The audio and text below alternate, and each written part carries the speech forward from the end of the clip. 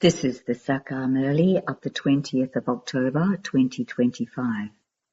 Essence: Sweet children, Baba has come with a great deal of interest to teach you. You should also study with that interest. Have the intoxication that God Himself is teaching you. Question: What are the aim and good wishes of you brahmakumaris and kumaris?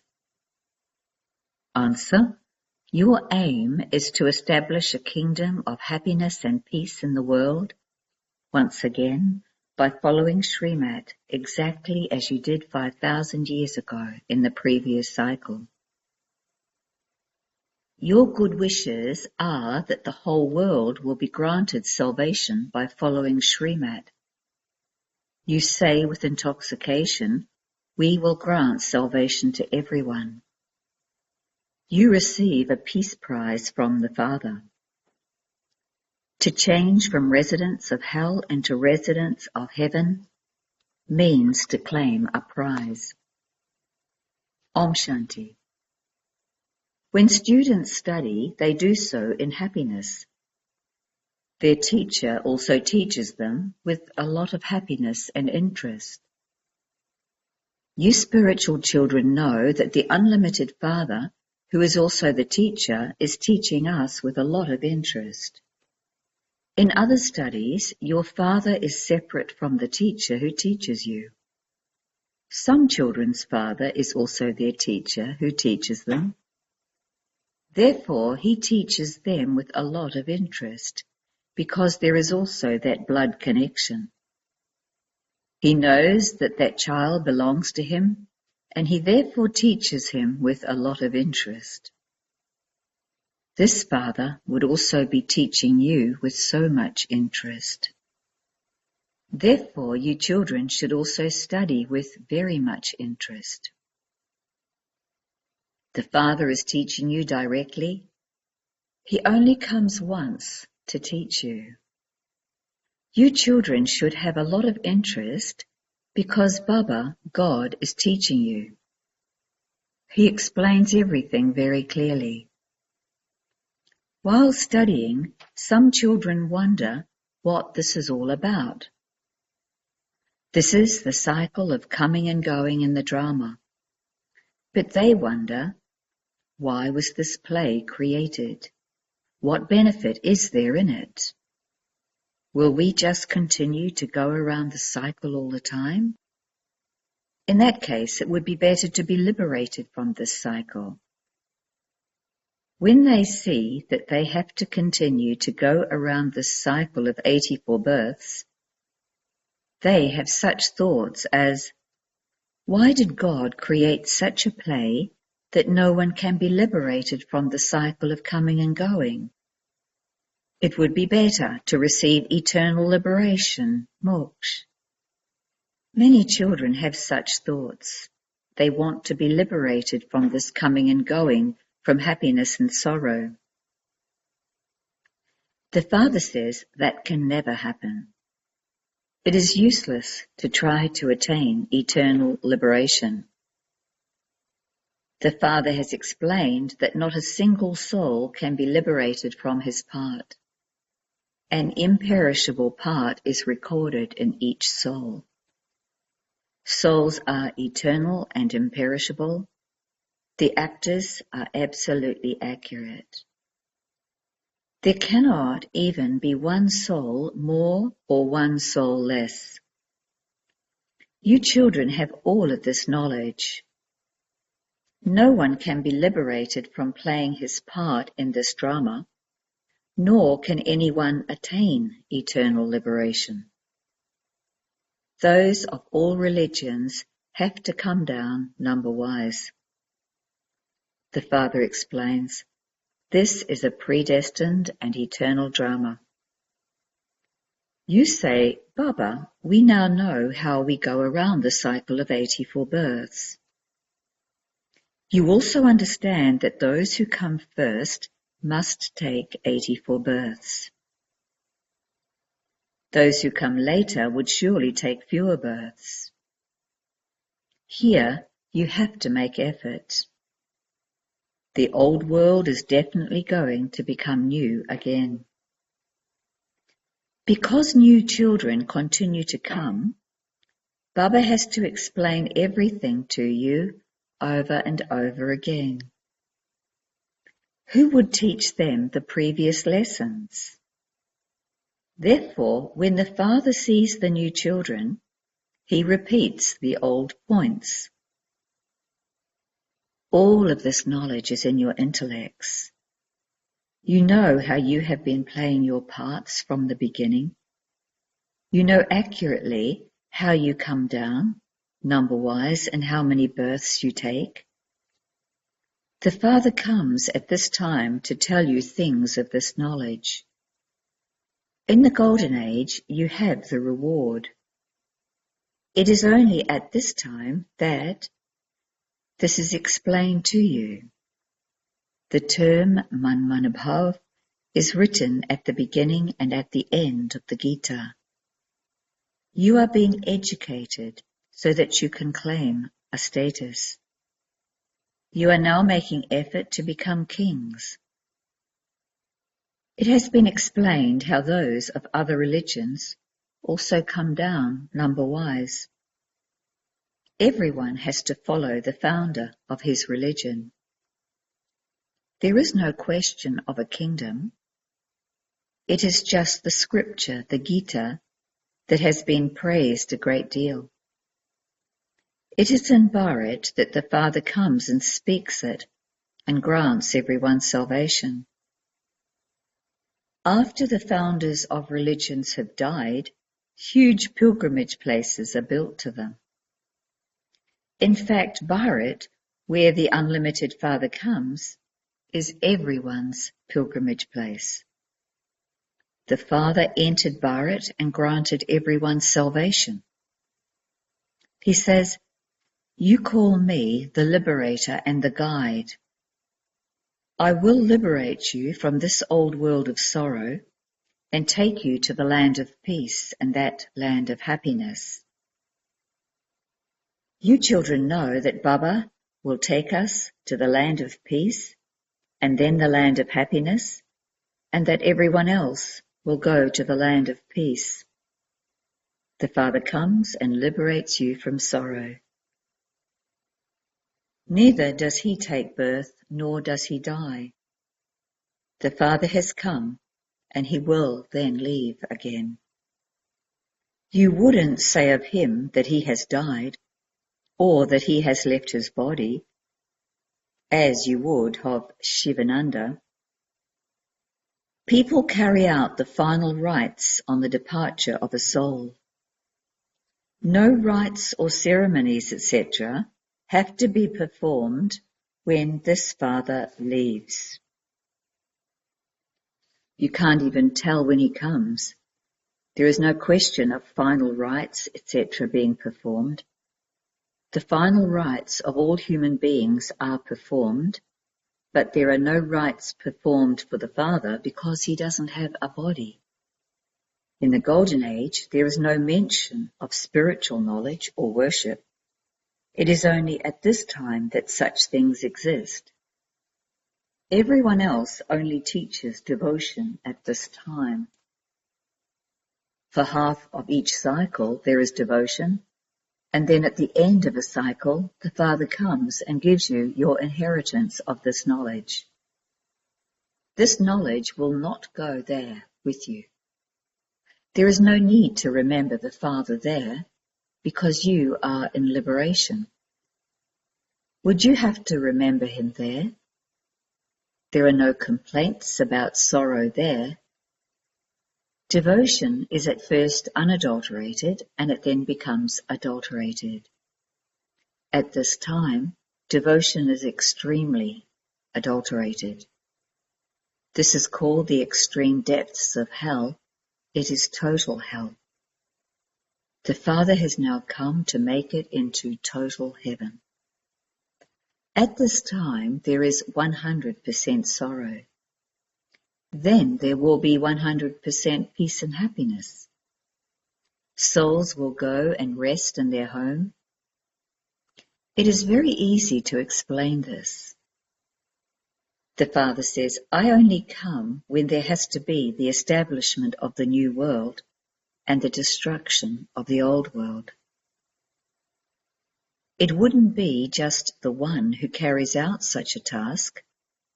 Many helpers are also required. It is at this time that you children become the Father's helpers. You are doing true service of Bharat in particular. The true Father is teaching you to do true service. You benefit yourselves, Bharat, and the whole world.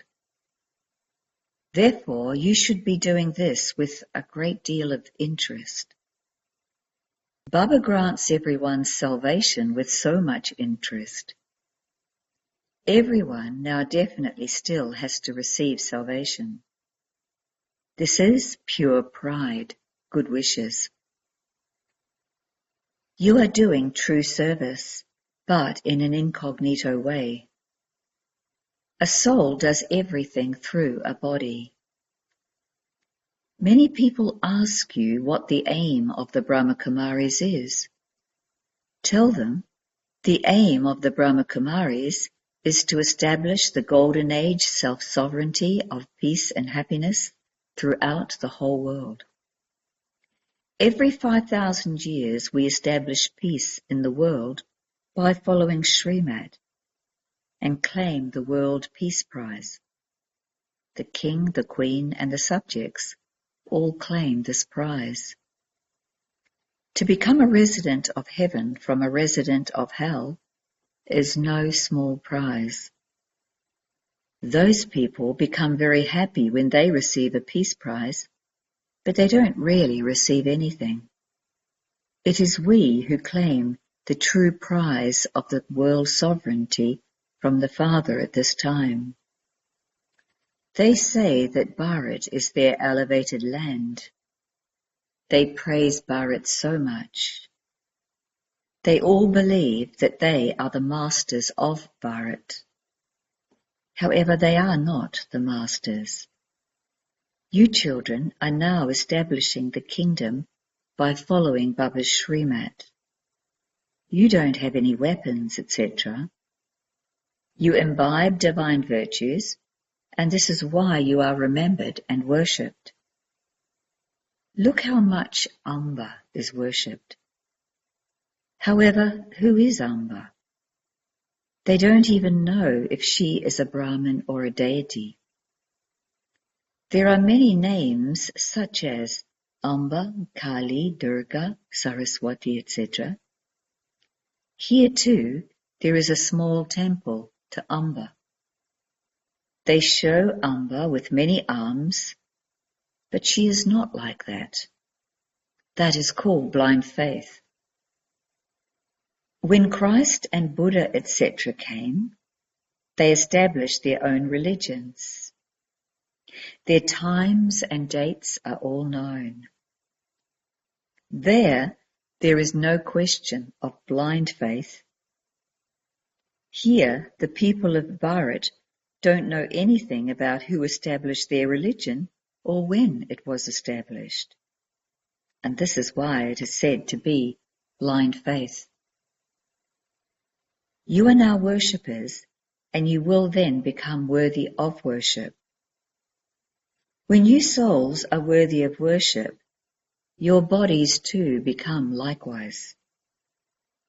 You are worshipped in the form of souls, and then because you become deities, you are also worshipped in those forms. The Father is always incorporeal, and he is therefore always worthy of worship. He never becomes a worshipper. It is of you children that it is said, you are worthy of worship and you are also worshippers. The Father is ever worthy of worship. The Father comes here and does the true service of granting everyone salvation. The Father says, now, constantly remember me alone. Don't remember any bodily beings. Many millionaires and billionaires cry out the name of Allah. There is so much blind faith. The Father has also explained to you the meaning of Hum So. I am that which I was. They say Shivoham. I, a soul, am the Supreme Soul. The Father has now told you what is correct. Therefore, now judge for yourselves whether the things you have heard on the path of devotion are right, or whether the things Baba is telling you are right. Their explanation of Hum So is very long and complicated. We are Brahmins, and we then become deities, warriors. So which meaning of Hum So is right? This is how I, a soul, go around the cycle. There is also the picture of the variety form image. They have neither shown the Brahmins, the top knot, in this picture, nor even shown the Father.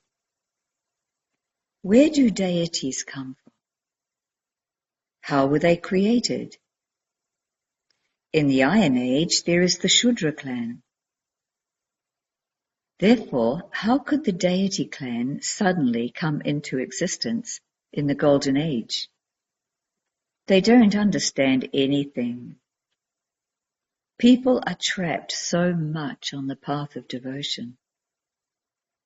Someone studied the Granth and had the thought of building a temple, and therefore he did that and just sat there and related the Granth.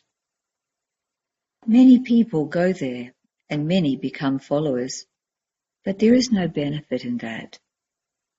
Many shops have emerged. All of those shops will now be destroyed. All of that business exists on the path of devotion, and they earn plenty of money by doing that. Sannyasis say that they are Brahm yogis, in brackets yogis who have yoga with the Brahm element. Just as the people of Bharat originally belonged to the deity religion, but say that they belong to the Hindu religion, in the same way, Brahm is the element of light where souls reside. But sannyasis have given themselves the name, the ones who have knowledge of the Brahm element. However, the Brahm element is the place of residence for souls. Therefore, the Father explains how they have made such a huge mistake. All of that is their illusion. I have come to remove all of their illusions. On the path of devotion, they say, O God, your ways and means of granting liberation and giving directions are completely unique. No one else can grant liberation. However, they receive directions from so many. The directions you receive here perform such a great wonder. These directions completely change the whole world. The intellects of you children now understand how so many religions come into existence. Later, souls will go and reside in their own sections. All of this is fixed in the drama. You children also know that only the one Father is the bestower of divine visions. Someone said to Baba, "Give me the key to divine visions so that I can grant a vision to someone." Baba replied, "No, no one can ever be given this key. Instead of that, I grant you world sovereignty. I don't receive that. The part of granting visions is my part alone. When someone has a vision, he becomes so happy, even though he doesn't receive anything. It isn't that when someone has a vision, he becomes free from disease or that he becomes rich. No.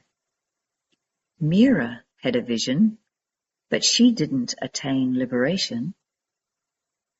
People think that she used to reside in Vaikunt. But where is Vaikunt, the land of Krishna? All of those things are just visions. The Father sits here and explains everything. At first, this one had visions of Vishnu, and he became very happy. He saw that he was going to become an emperor, and he also had a vision of destruction, and then a vision of his kingdom.